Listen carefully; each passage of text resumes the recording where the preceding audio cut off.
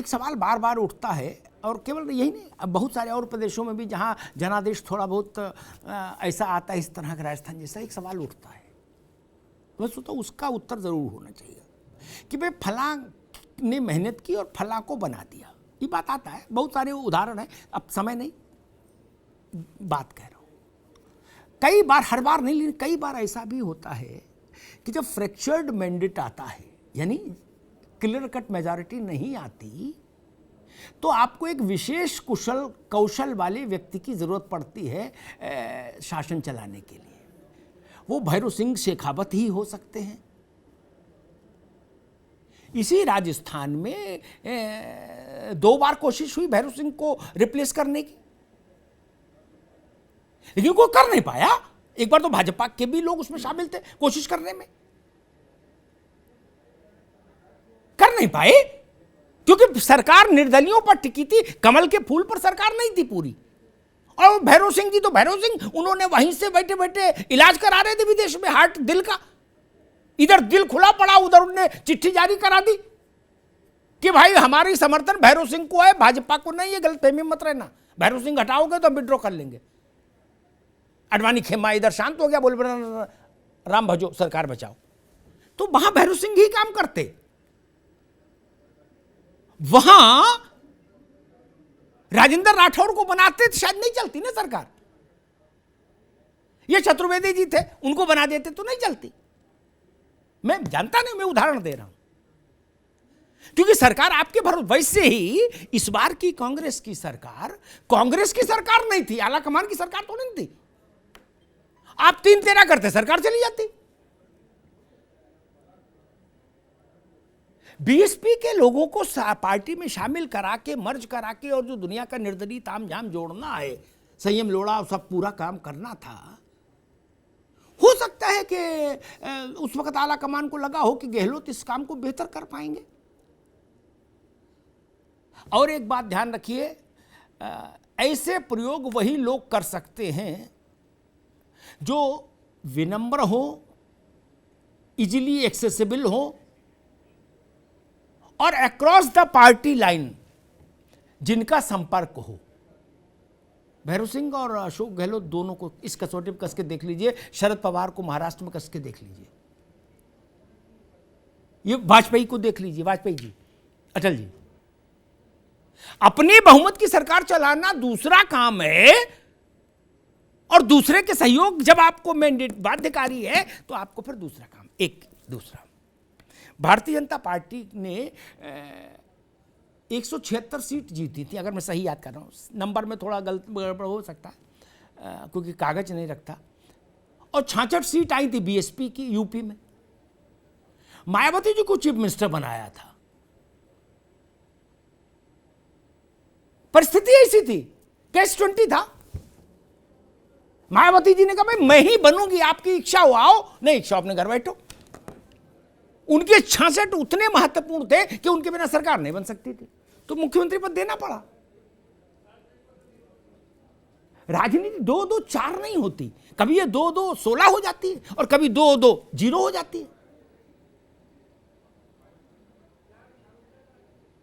इसलिए इस बात को भी हमको ध्यान रखना चाहिए।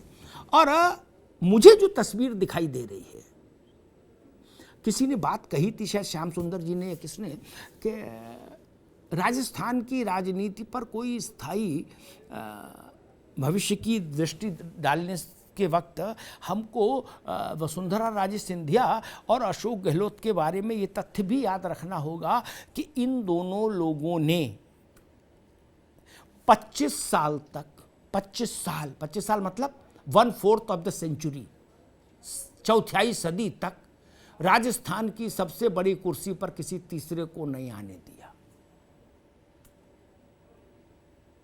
किसी तीसरे को नहीं आने दिया, ना इधर वालों को ना उधर वालों को। या तो सरकार कुर्बान कर दी, लेकिन तीसरे की एंट्री नहीं। लगे नारा वसुंधरा तेरी खैर नहीं, मोदी तुझसे बैर नहीं, ठीक है लगाओ नारा। निमिषा जी, यहां सचिन पायलट हो और सब लोग चाहे जो करो, लेकिन तीसरे क्यों? वो जानते हैं कि तीसरा आ गया तो ना हम रहेंगे ना तुम रहोगे। तब राजनीति में ऐसा भी खेल होता है। एक उदाहरण दूंगा, A.K. मिश्रा साहब को याद होगा, दिग्विजय सिंह जी 10 साल चीफ मिनिस्टर रहे मध्य प्रदेश के। अब कांग्रेस के राष्ट्रीय अध्यक्ष के लिए भी वो कुछ चल रहा है उनका सुखबुगाहट। वो मालूम है निमिषा क्या करते थे, मतलब वो नहीं करते, उनके समय में ऐसा होता था कि कांग्रेस विधानसभा में अच्छा परफॉर्म करती थी, लोकसभा में बहुत कम परफॉर्म करती थी। लोग उसकी व्याख्या इसे भी करते थे कि दिल्ली में चीफ मिनिस्टर तभी मजबूत रहेगा जब दिल्ली कमजोर रहेगी। ये भी एक व्याख्या है। और जब दिल्ली इंदिरा जी जैसी मजबूत हो जाती है तो चीफ मिनिस्टर मजबूत नहीं होते। इंदिरा जी के समय देख लीजिए, कोई चीफ मिनिस्टर मजबूत कभी हो ही नहीं पाया। वो तो हिला के देखती थी, जैसे पेड़ लगा के देखते हुए जड़ पकड़ ली, बोले इसको हटाओ, दूसरे गमले में लगा दो ताकि पेड़ ना बने। एक है मसला। लेकिन मुझे ऐसा लगता है कि ये संकट बड़ा नहीं होता अगर आला कमान मजबूत होता। और आला कमान में ये भी नहीं कहूंगा सोनिया जी की कोई गलती है ना। कोविड के एक व्यक्ति है, कोविड से पहले 10 किलोमीटर पैदल चल लेता था, कोविड के बाद अब 1 ही किलोमीटर चलना मुश्किल है, तो इसमें उसका दोष नहीं है। कोविड हो गया इसलिए नहीं चल पा रहा। कांग्रेस पार्टी भी उसी स्थिति से गुजर रही है, उसमें स्टेमिना ही नहीं है, कहां से पराक्रम करेगी। यही समस्या है कांग्रेस के साथ। आप आला कमान तब होते हैं, मोदी जी की सबसे बड़ी खासियत क्या है, विशेषता क्या है? अगर वन लाइनर हम दें, मेरी बात से मेरे ख्याल से सारे मित्र सहमत होंगे, पुरोहित जी भी, श्याम सुंदर जी भी, और दोनों विधायक गण, और मिश्रा जी और निमिषा जी, क्योंकि मोदी इस वक्त हिंदुस्तान के सबसे बड़े राजनीतिक चेहरे हैं जो चुनाव जिताने की सबसे बड़ी गारंटी है। उनसे बड़ी गारंटी चुनाव जिताने की कोई नहीं, नो। उनसे ज्यादा स्ट्राइकिंग रेट किसी का नहीं। आप उनकी बात से सहमत हो असहमत हो, उससे कोई फर्क नहीं पड़ रहा। लेकिन बीजेपी की टिकट जिसको मिल जाती है वो मान के चलता है 70% तो विधायक हो ही गए गुरु, 75%। क्या कांग्रेस की मिलती तो आदमी मान के चलता है 30%, 40%, 10%, 20%, कहीं कहीं यूपी में मान के चलता है 0%। गलती जीत जाए तो अलग बात। ये फर्क है। 2019 से लेके 22 तक सोचिए कितना समय हुआ, छोटा सा।